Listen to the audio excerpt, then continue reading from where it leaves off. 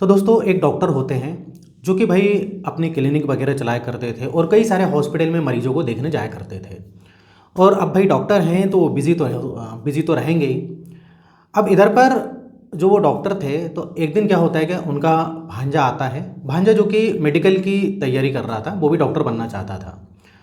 अब जो डॉक्टर साहब थे वो अपने जो भांजे को रख लेते हैं, क्योंकि डॉक्टर साहब का घर बहुत बड़ा होता है, तो वो सोचते हैं कि ठीक है इधर ही रह के पढ़ाई करेगा तो काफ़ी अच्छा रहेगा। अब ये जो डॉक्टर साहब है उसको एक रूम, भाई कई सारे रूम होते तो एक रूम में मतलब वो रहकर पढ़ाई करा करता था, कई मतलब कोचिंग वगैरह भी जाया करता था। लेकिन ये जो भांजा होता है वो डॉक्टर साहब की जो पत्नी होती हैं, अब इनमें दोस्तों कहीं ना कहीं ऐसे रिश्ते कायम हो जाते हैं जो कि एक बहुत बड़ी घटना को ये रिश्ते अंजाम देने वाले थे। तो क्या होता है दोस्तों इस घटना में, इस कहानी में पूरा हम विस्तार से जानेंगे। वीडियो में आगे बढ़ने से पहले आपसे रिक्वेस्ट है कि आप चैनल को सब्सक्राइब कर लें, अगर आपने अभी तक नहीं किया है तो वीडियो को लाइक कर दें, नहीं तो आप बाद में लाइक करना भूल जाते हैं। चलिए इस घटना को आगे बढ़ाते हैं। तो दोस्तों एक डॉक्टर होते हैं नवीन भटनागर, जो कि बहुत ही बढ़िया उनकी मतलब क्लिनिक चलती थी। और उसके साथ ही साथ वो कई जगह मतलब कई हॉस्पिटल में जाते थे, मरीजों को देखते थे। इस प्रकार से भाई पैसे की कोई कमी नहीं थी। अब इधर जो ये डॉक्टर थे जो कि डॉक्टर भटनागर होते हैं, अब डॉक्टर नवीन भटनागर इनका नाम था। तो नवीन भटनागर की जो वाइफ होती हैं उनका नाम होता है भाई सरिता भटनागर। अब ये जो नवीन भटनागर डॉक्टर थे ना, इनकी उम्र के बारे में बात करूँ तो करीब 53 ईयर्स की इनकी एज थी। और जो सरिता भटनागर जो इनकी वाइफ थी, उनकी उम्र के बारे में बता दूं तो करीब 33 साल की उम्र थी। अब इतना डिफरेंस इसलिए था दोस्तों क्योंकि ये जो नवीन भटनागर है इसकी दूसरी शादी थी। नवीन भटनागर की जो पहली वाइफ है वो उनको छोड़ के चली गई थी, मतलब डाइवोर्स हो गया था, तो उसके बाद उन्होंने दूसरी शादी करी। अब इधर पर नवीन भटनागर की एक बच्ची थी, अगर हम उसके नाम के बारे में बताऊं तो उसका नाम था निकिता। और निकिता की उम्र थी दोस्तों 19 साल की निकिता थी। और ये जो उनकी लड़की थी ना, एक लौती लड़की थी और ये पहली वाइफ से थी। और सेकंड जो वाइफ होती है सरिता भटनागर, उनसे कोई इनको बच्चा नहीं था। तो भाई बढ़िया लाइफ चलती रहती है। और सरिता भटनागर जो उनकी वाइफ थी, जो दूसरी वाइफ थी, वो अपना एक ब्यूटी पार्लर भी चलाया करती थी, ब्यूटी पार्लर जो स्पा सेंटर हो गए, जिससे कि वो भी अच्छा खासा पैसा कमा लेती थी। अब इनकी बढ़िया भाई लाइफ चलती रहती है। मतलब ये 3 लोग घर में होते हैं, नवीन भटनागर, सरिता भटनागर और उनकी जो बच्ची होती है वो होती निकिता भटनागर। अब इधर पर होता क्या है दोस्तों, नवीन भटनागर का भांजा जो है वो कुछ मेडिकल की पढ़ाई करने भाई शहर में आता है, जिसका नाम होता है वेदांश। अब वेदांश आता है तो वो भाई सोचता है कि चलो नवीन भटनागर भी सोचते हैं कि इधर रहेगा तो मैं उसको गाइड भी कर दूंगा, क्योंकि वो मेडिकल की तैयारी कर रहा था, मतलब वो भी डॉक्टर बनना चाहता था। और नवीन भटनागर तो भाई डॉक्टर थे ही। अब भाई वो अपने भांजे को रख लेता है और वो पढ़ाई करता है, उधर कोचिंग वगैरह जाता है, काफ़ी जो है हेल्प भी करता था पढ़ाई में। लेकिन दोस्तों ये सरिता भटनागर और वेदांश जो भांजा होता है, इनकी काफ़ी अच्छी भाई बातें होती थी, क्योंकि भाई नवीन भटनागर तो डॉक्टर था, बिजी रहता था सुबह से लेकर कई बार रात तक भी उसको समय लग जाता था। और कभी इमरजेंसी में भी वो जाया करता था, हॉस्पिटल से फ़ोन आ जाते थे। तो अब इधर पर वेदांश और सरिता की भाई अच्छे जमने लगी। अब कई बार वेदांश इसके जो स्पा सेंटर है, जो ब्यूटी पार्लर वगैरह खोल के रखा था, वहाँ भी जाया करता था, कोचिंग जाता था। कोचिंग के अलावा जब भी समय मिलता था सरिता भटनागर से मिलने, मतलब ऐसे कभी कभी बोर होता था तो उसकी जो स्पा सेंटर चला जाता था। अब वेदांश दोस्तों क्या देखता है कि उसका जो स्पा सेंटर है सरिता भटनागर का, कहीं ना कहीं उसमें कुछ गलत काम भी होते थे। कई बार बड़े बड़े लोग आते थे, बड़े बड़े लोग को सर्विस मिलती थी, मतलब दोस्तों वो जो इस प्रकार से जो गलत रिश्ते उधर कायम किए जाते थे। तो अब ये वेदांश को पता लग जाता है। लेकिन इधर सरिता जो भटनागर होती है वो केवल पैसे वाले लोग जो होते हैं, बड़े बड़े लोग, उनके लिए सर्विस थी। तो वेदांश को कई बार जो वो देखता है कि पता लग जाता है। और एक बार की बात है, सरिता भटनागर थी नहीं और ये पहुंच जाता है। वो देखता है कि भाई कुछ बड़े बड़े लोग आए हैं और उनके जो कुछ केबिन बने हुए थे वहाँ पर कुछ लड़कियाँ भी जा रही हैं। तो ये वेदांत समझ जाता है। अब वो समझ जाता है कि भाई ये जो मामी हैं, जो सरिता भटनागर, किस टाइप की हैं, वो समझ जाता है। अब वो एक बार सरिता भटनागर जो होती हैं तो अपनी मामी से बोलता है कि मामी आपके स्पा सेंटर में कोई दूसरी सर्विस भी होती है क्या? ये कई सारे ऐसा है, मतलब लोग मैंने देखा है, मैं एक बार गया था तो मैंने देखा कि कई लोग, बड़े बड़े लोग थे और उनके साथ जो है लड़कियां जा रही थी। तो सरिता भटनागर समझ जाती है, बोलती है वेदांत से, देखो आजकल सर्विस देना पड़ती, नहीं तो भाई कैसे चलेगा, ऐसा तो मैं अपना ये जो स्पा सेंटर है ये नहीं चला पाऊँगी। और जो तुम्हारे मामा हैं नवीन भटनागर जो डॉक्टर साहब है वो मुझे इतना पैसा नहीं देते, देते तो है लेकिन इतना पैसा नहीं देते जिससे कि भाई मेरी ज़रूरतें पूरी हो सके। ये थोड़े से नवीन भटनागर भाई क्या थे, थोड़े से कंजूस टाइप के थे। तो इधर दोस्तों इनकी तो इधर सरिता बोलती है कि देखो ये तुम अपने जो है मामा से मत बताना, इस प्रकार से बात होती है। तो वेदांश भी दोस्तों बहुत चालू होता है। वेदांश पढ़ाई जरूर कर रहा था लेकिन उसको बड़ा शौक होता है इस प्रकार से, कई सारे गंदे वीडियो भी देखा करता था वो। तो सरिता भटनागर वो दिखने में काफ़ी खूबसूरत थी दोस्तों, क्योंकि मैंने बताया कि सरिता भटनागर की उम्र मात्र 33 थी, 20 साल का डिफरेंस था करीब। लेकिन सरिता भटनागर ने शादी सिर्फ पैसे के लिए की थी, सिर्फ पैसे के लिए की थी, क्योंकि उसको पता था कि भाई मेरा ये पति जो है डॉक्टर है, और ये सरिता भटनागर एक गरीब फैमिली से बिलोंग करती थी एक प्रकार से बोले तो। और ये नवीन भटनागर उसको वो खुशी नहीं दे पाता था जो खुशी उसको देना चाहिए था अपनी बीवी को। तो इस प्रकार से वेदांश बोलता है कि मामी आप बड़ी ही जो है आज भी फिट हो, एकदम खूबसूरत दिखती हो, 18 साल की लड़की को भी आप मात देती हो, इस प्रकार से बोलता है। तो अब इन दोनों के बीच में दोस्तों इस प्रकार से बातें होती हैं और इनका भाई अफेयर हो जाता है। अब दोनों के बीच में भाई रिश्ते बन जाते हैं।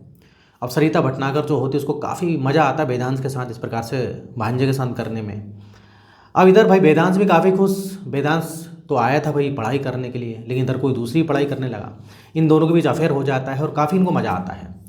लेकिन इधर जो वेदांश था दोस्तों उसको काफ़ी इस प्रकार से रुचि रहती थी महिलाओं में।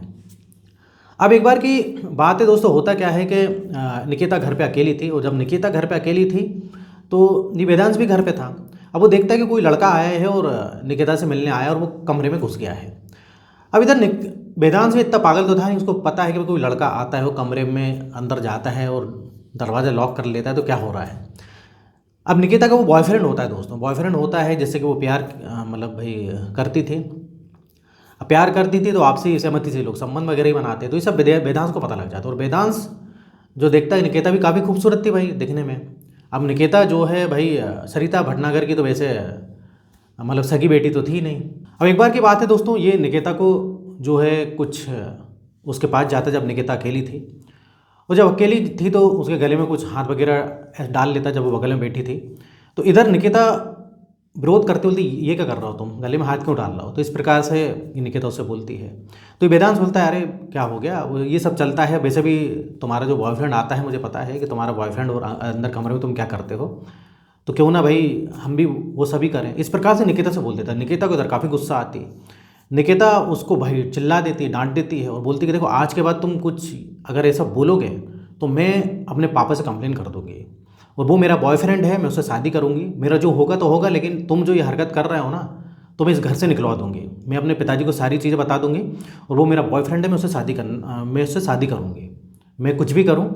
तो इस प्रकार से इसको भाई ये डांट देती है। अब इसको काफ़ी बुरा लगता है, इसको काफ़ी बुरा लगता है कि वेदांश को ये हाथ नहीं लगाने दे रही है, और इसके बॉयफ्रेंड के बारे में बोला तो ये और चिल्लाने लगे, और पापा की धमकी दी उससे भी भाई नहीं मान रही, क्योंकि निकिता थोड़ी सी भाई बोल्ड किस्म की लड़की थी।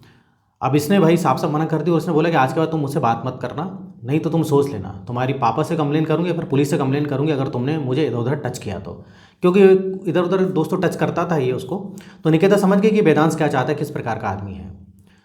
तो अब इधर पर वेदांश को काफ़ी बुरा लगता है कि इसने तो हाथ नहीं लगाने दिया। अब वो सोचता है कि भाई कैसे हाथ लगाऊं, क्या करूं, ये तो भाई इधर अपनी दाल नहीं गलने वाली है। तो अब ऐसा दोस्तों वो दिन जो है चला जाता है। अब लेकिन ये वेदांश खुश रहता है भाई, कुछ नहीं तो उसकी जो माँ है बोले तो सरिता भटनागर, सौतेली माँ भले ही है, उसके साथ तो मज़े करता था, ये मज़े करता था, और वो सरिता भटनागर पैसे भी देती थी। अब सब कुछ बढ़िया चलता रहता है दोस्तों। अब एक दिन की बात है, होता क्या है दोस्तों, ये निकिता आत्महत्या कर लेती है। जी हाँ दोस्तों, आत्महत्या कर लेती है। और जब रूम खोलते हैं, सबसे पहले रूम इसकी माँ खोलती है सरिता भटनागर। अब सरिता भटनागर देखती है भाई ये पंखे से मतलब वो फांसी ला के मर जाती है। अब इधर तो भाई कुछ समझ में नहीं आ रहा एकदम से क्या हो गया ये। अब इधर भाई ये सरिता भटनागर वेदांश को बुलाती है, वेदांश आता है, फिर उसके बाद नवीन भटनागर आते हैं, इसके पिताजी जो होते हैं। बड़ी मतलब दुख का माहौल, भाई ये आत्महत्या कैसे कर ली। अब इधर कोई सुसाइड नोट भी नहीं मिलता, पुलिस आती है। इधर भाई पोस्टमार्टम होता है, नवीन भटनागर पोस्टमार्टम के लिए उसको भिजाते हैं, और होगा भी वैसे ही पोस्टमार्टम। अब भाई पुलिस इन्वेस्टिगेशन करती है कि घर में ऐसे कैसे मतलब हो सकता है, भाई ये आत्महत्या कैसे कर सकती है, कोई सुसाइड इसमें इधर पर नोट भी नहीं मिला था।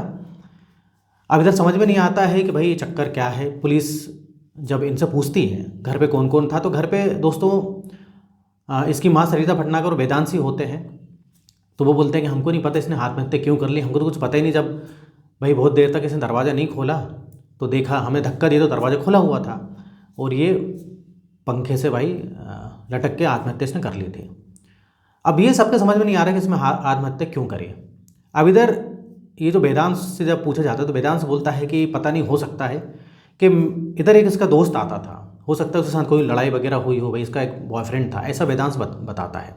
अब पुलिस उसके बॉयफ्रेंड के साथ बॉयफ्रेंड को भाई अरेस्ट करती है, उसको थाने बुलाती है और उससे पूछती है तो वो बोलता है कि नहीं ऐसा कुछ, मतलब ऐसा कुछ नहीं हो सकता, इनके बीच में कोई विवाद हुआ हो।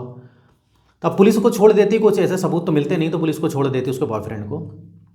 अब लेकिन जब पोस्टमार्टम की रिपोर्ट आती है तो उसमें भाई उसमें एक चीज़ और आती है कि भाई किसी ने गला दबा के हत्या करी है ये, क्योंकि भाई पोस्टमार्टम में तो सारी चीज़ें पता लग जाती है। और गला दबा के हत्या करने के बाद इसको भाई रस्सी से झुलाया गया है, मतलब रस्सी से बांध के पंखे से लटकाया गया है।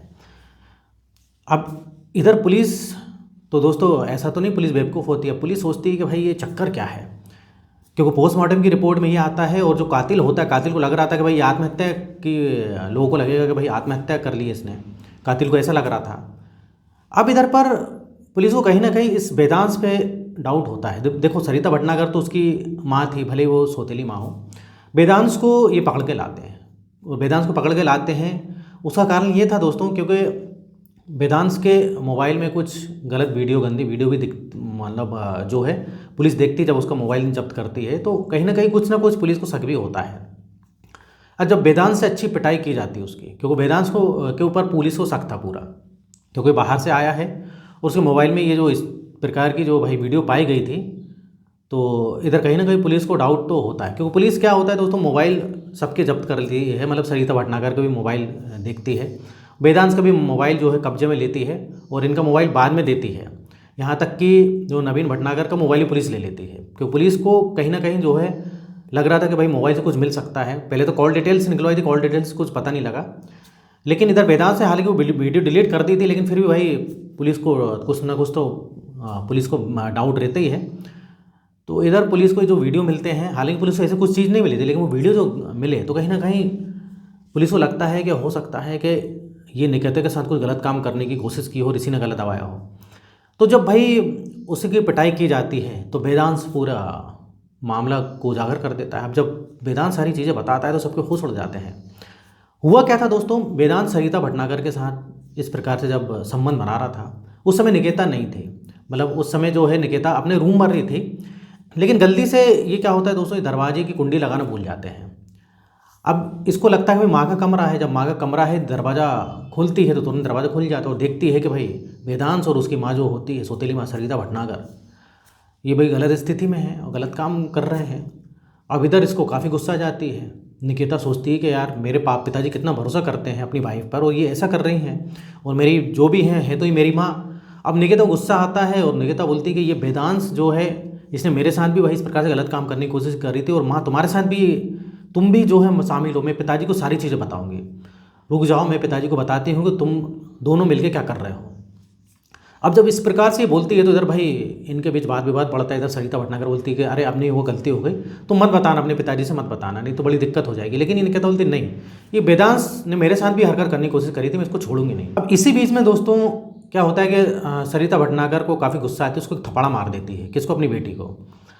अब इधर भाई निकिता को और काफ़ी गुस्सा आती है। निकिता फ़ोन उठाती है, जैसे जब फ़ोन उठाती है तो भाई इनमें फिर लड़ाई होती है। अब इधर पर वेदांश और ये सरिता भटनागर दो लोग भाई थे। अब इधर पर ये करते हैं कि इसी झूमा झटकी में ये गला वेदांश का जो है भाई गला दबाता है, और सरिता बोलती है कि एक काम करो वेदांश, इसको निपटा दो, इसको जो है रास्ते से हटा दो, ये वैसे भी रास्ते में जो है हमारे भाई बीच में आ रही है, इसको जो है इसका खेल ख़त्म कर दो। अब इधर वेदांश और सरिता भटनागर दोनों मिलकर भाई इसका गला दबा देते हैं। अब वेदांश देखता है कि भाई तो मर गई ये तो, लेकिन कल के दिन दिक्कत हो जाएगी। तो सरिता भटनागर बोलती है कि देखो पूरी प्रॉपर्टी जो है इसके पिताजी ने इसके नाम करके रखी है, अगर यही रास्ते से जब हट जाएगी ना तो ये प्रॉपर्टी हमारी हो जाएगी। तो ये सरिता भटनागर वेदांश को जब बता रही थी ना, तो इसलिए वेदांश ने भी सोचा कि यार ये अच्छा है, अगर ये हट गई तो पूरी प्रॉपर्टी सरिता की, और सरिता की हो गई तो वेदांश की भी। तो ये भी एक कारण था उसको मारने का, और ये दोनों मिलकर उसको मारते हैं। तो दोस्तों पुलिस के सामने जब ये मामला आता है तो पुलिस भाई सरिता भटनागर को भी गिरफ्तार करती है और दोनों को जेल भेज देती है। लेकिन भाई जिसने भी बात सुनी, नवीन भटनागर भी भाई सुन के हैरान हो जाते हैं। मतलब उन्होंने दूसरी शादी करके भाई गलती कर दी। ये जो सौतेली माँ ने जो है अपनी ही बेटी की हत्या जो है वे कर दी। एक प्रकार से सरिता भटनागर का पूरा हाथ था और वेदांश दोनों ने मिलकर हत्या कर दी। और इधर कहीं ना कहीं प्रॉपर्टी का लालच भी था दोस्तों, क्योंकि प्रॉपर्टी नवीन भटनागर ने अपनी बेटी के नाम पे बहुत सारी ज़मीन करके रखी थी। अगर वो हट गई तो उसके बाद प्रॉपर्टी सरिता की ही होगी। तो ये सरिता को पहले से ही कहीं ना कहीं था कि इसको, वैसे तो उसके मन में चलता था, लेकिन उस समय इसको मौका मिल गया और इनने जो है निकिता को हटा दिया रास्ते से।